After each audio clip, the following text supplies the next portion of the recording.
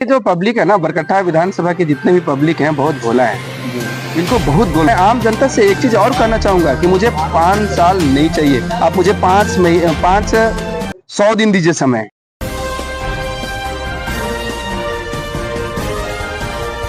Delhi crime नजर पर।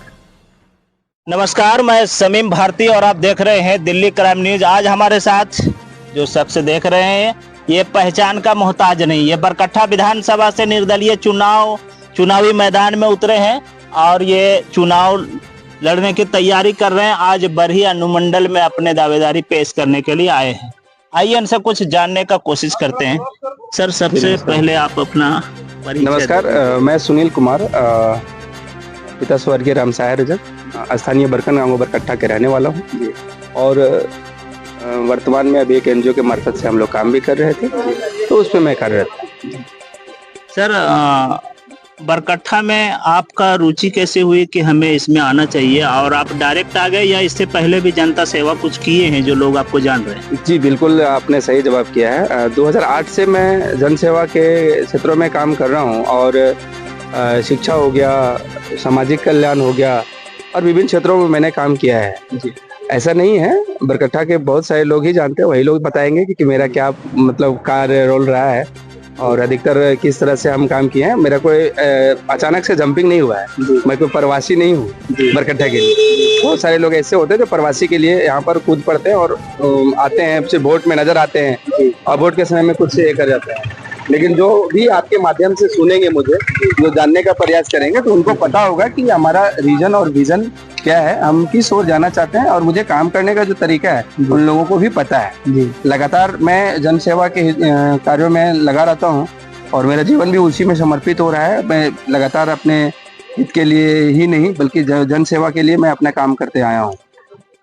और यही उम्मीद में लोग वोट करते हैं कि हमें अच्छी शिक्षा मिलेगा, अच्छा स्वास्थ्य मिलेगा, अच्छा कोई काम मिलेगा। अभी बहुत सारा फंक्शन उभर करके सामने आ रहा है, जो आप देख रहे हैं, मैया सम्मान, गोगो दीदी योजना, बहुत सारे हैं। लेकिन ये सब पहले कहाँ गया था, ये हम नहीं कह रहे हैं, पूरे जनता कह रहा है कि आज 5 साल से ये सब कहाँ गया हुआ था, जो 2 महीना से उभर के आ रहा है। सर, इस तरह का योजना जो लागू कर रहे हैं अभी सरकार फिलहाल में, ये तो पहले भी कर सकते थे। देखिए, इससे माताएं बहनों को लाभ तो मिल रहा है, लेकिन आंतरिक दृष्टिकोण से सभी माता बहन सोचे हैं कि उनके साथ क्या हो रहा है। ये चुनाव के समय ही ये सब योजना आपके साथ क्यों आता है। हम किसी भी गवर्नमेंट या किसी भी पार्टी के खिलाफ में नहीं बात करना चाहता हूँ। अगर हम ये चाहते हैं कि अगर उनको मूलभूत से किन्हीं से भी बेनिफिट मिल रहा हो ना, तो आप उसका लाभ लीजिए। लेकिन ये सोचिए कि किसी के प्रलोभन में अपना मत का जो अधिकार है वो किसी के प्रलोभन में आके मत दीजिए। अपने बच्चों का भविष्य को देख करके वोट दीजिए। आपके घर के जो बेटा, हस्बैंड, तो फिर कोई भाई, सभी लोग जो प्रवासी में रह रहे हैं, उनका दर्द को देखिए और उसके बाद सोच समझ के कदम उठाइए। सर, बरकट्टा में अभी सबसे लोग वोट किस लिए करते हैं कि हमारे लिए कुछ अच्छा हो, इसलिए नेता को चुनते हैं, विधायक को चुनते हैं। लेकिन इसी में लोग धोखा में पड़ रहे हैं। अभी देख लीजिए, बरकट्टा में बड़े बड़े पिल्लर लोग खड़ा कर दिए और आए दिन वहां पे मौत हो रही है। देखिए, तो मैंने आपके जीत होने के बाद सबसे पहला काम क्या होगा बरकट्टा? सबसे पहला काम मैंने हम लोग ने जो घोषणा पत्र जारी करेंगे, ये सर अभी रहने दीजिए, इसको साइलेंट है। हम लोग ने घोषणा पत्र अपने अनुरूप जारी किए हैं, क्योंकि अगर एक विधायक होते हैं ना, तो वो विधायक उस क्षेत्र के मुख्यमंत्री भी होते हैं। उनका पावर बहुत ज्यादा होता है। वो आम आदमी ने एक एक करके उनको चुन करके वोट दिया है, उस ताकत को उनको हमको दिखाना है। और एक विधायक ही नहीं, मतलब एक आम नागरिक होने के नाते भी मैंने बहुत सारा काम किया है। और जब वो शक्ति और वो सारा कुछ ताकत अगर हमें जनता देगी, तो इतना जान लीजिए कि हम लोगों ने लगभग 12 से 13 एजेंडा पे काम करेंगे और उस एजेंडा से हम लोग बाहर नहीं जाएंगे। और मैं आम जनता से एक चीज और कहना चाहूंगा कि मुझे 5 साल नहीं चाहिए, आप मुझे 100 दिन दीजिए समय। हम दिन की बात करते हैं, 500 दिन समय दीजिए। उसके बाद मैं आपको दिखाता हूँ कि किस तरह से एक विधायकी कार्यकाल में उनका क्या काम होता है और क्या दायित्व होता है। रोड, गली, नली, कॉलोनी, ये सब निरंतर चलने वाली योजनाएं हैं। मैंने डिपार्टमेंट के साथ बहुत एनजीओ के मार्फत से काम को देखा है कि जो आपके हक का चीज है वो आपको मिलना ही मिलना है, बट आपको वहां तक पहुंचाया नहीं जाता है, गोल गोल घुमा दिया जाता है, आप यहीं पे रह जाते हैं।